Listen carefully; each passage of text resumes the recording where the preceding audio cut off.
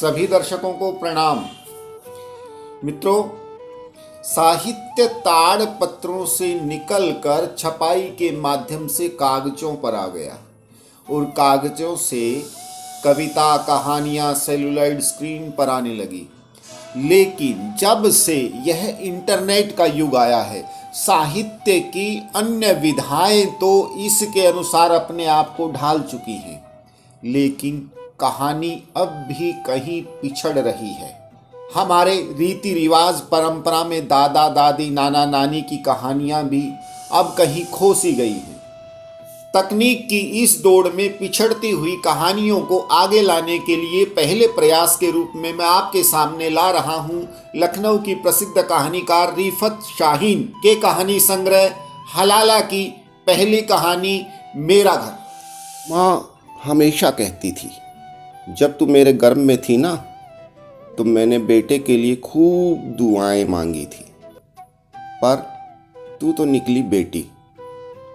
पर देख मेरी दुआ का असर, बेटी की काया में लिपटी तू है एकदम बेटों जैसी।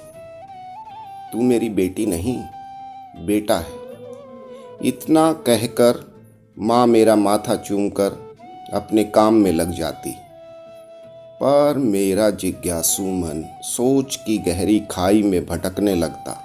क्या माँ बेटी के रूप में मुझसे प्यार नहीं कर सकती? क्या माँ का यह चुंबन मेरी काया में छुपे बेटे के लिए है? क्या गर्व करने के लिए बेटा संज्ञा जरूरी है? मैं अपने माता पिता की तीसरी संतान यानी तीसरी बेटी। कहते हैं पूत के पांव पालने में ही जाहिर हो जाते हैं, पर मेरे पांव ने बेटे यानी मेरे छोटे भाई के पांव को दबा दिया था। बचपन से ही बेहद मेधावी, शांत चित्त, आडंबर के प्रति मुखर और जिज्ञासु मैं औरों से अलग थी। तभी माँ मुझे बेटा कहकर बुलाती थी, पर यह संबोधन मुझे कभी न भाया, क्योंकि मुझे लगता था कि ये मेरे अस्तित्व के साथ साजिश है।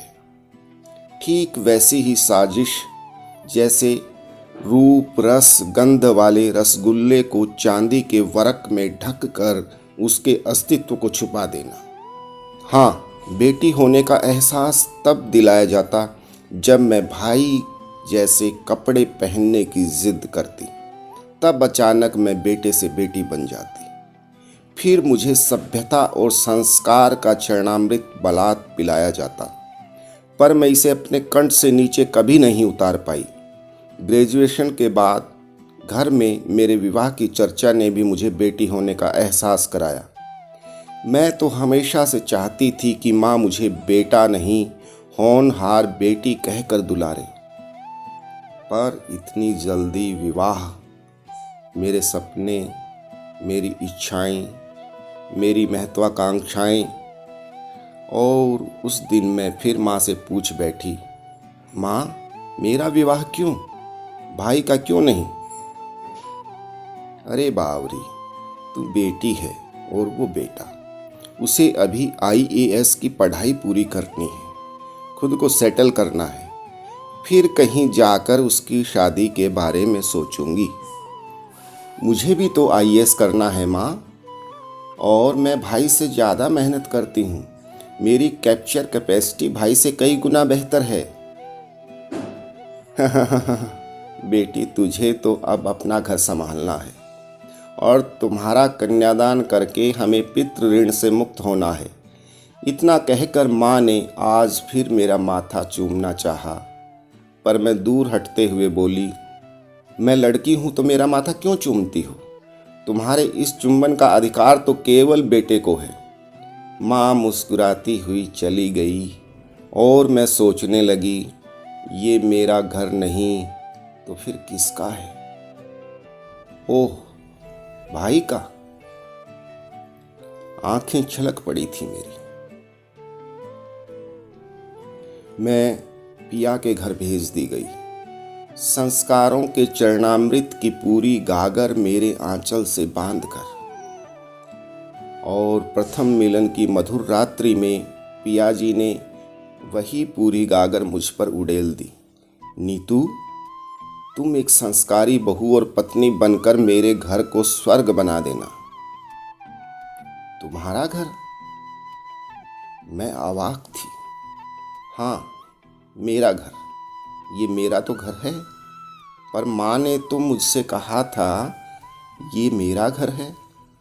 हाँ, पगली, पति का घर ही पत्नी का घर होता है। वो हंसते हुए मेरे बालों से खेलने लगा। पर मैं जड़वत, वो अपने पति होने का अधिकार जताने लगा। मैं काठवत, उसकी उंगलियां मेरे शरीर पर फिसलने लगी। मैं मूर्तिवत। अचानक वो झुंझला कर बोला, नीतू, तुम किसी और को चाहती हो? मैंने हैरान नजरों से उसे देखा और नहीं में गर्दन हिला दी। झूठ! मैं जोर से चीखा। कोई और होता तो मैं तुमसे विवाह नहीं करती। कायर नहीं हूं मैं। हाँ, बेटी जरूर हूं। झूठ झूठ झूठ बोल रही हो तुम। अगर ऐसा नहीं होता तो मेरे प्यार दुलार पर तुम पाहन प्रतिमा बनी बैठी न रहती। इसे क्या समझूं? कैरेक्टरलेस हो तुम। निकल जाओ मेरे घर से। तुम्हारा घर? अभी तो तुमने कहा था कि ये मेरा भी घर है। तुम जैसी कलंकनी स्त्री का कोई घर नहीं होता। निकलो मेरे घर से। मेरे प्यार का ये अपमान। जिसे तुम प्यार कह रहे हो वह केवल वासना है, शारीरिक मांग है, पुरुषाधिकार है और कुछ नहीं। बच चल, निकल मेरे घर से। पति के प्यार को वासना कहते लाज ना आई तुझे? सासू माँ ने उलाहना दिया। सच को सच कहने में लाज कैसी? स्त्री दूसरों के मन की करे तो सच्चरित और अपने मन की करे तो कलंकित। तुम क्या चाहते हो? मैं अपना अस्तित्व खोकर तुम्हारे बिस्तर की मेनका बन जाऊं? सास की गलती से द्रौपदी बन जाऊं? समाज के कारण सीता और पिता के वचन के कारण माधवी, नीता खन्ना न रहूं मैं? अपने अस्तित्व को मार दूं? बोलो। बेटी, तूने ये क्या किया? पति तो माथे का सिंदूर होता है, उसे छोड़कर चली आई। माँ, स्त्री ही अपने माथे को सदा रक्त रंजित क्यों रखे? क्यों उसके मांग का सिंदूर स्त्री की पहचान है? क्यों वो पिता और पति के नाम की लक्ष्मण रेखा अपने साथ लिए फिरती रहे?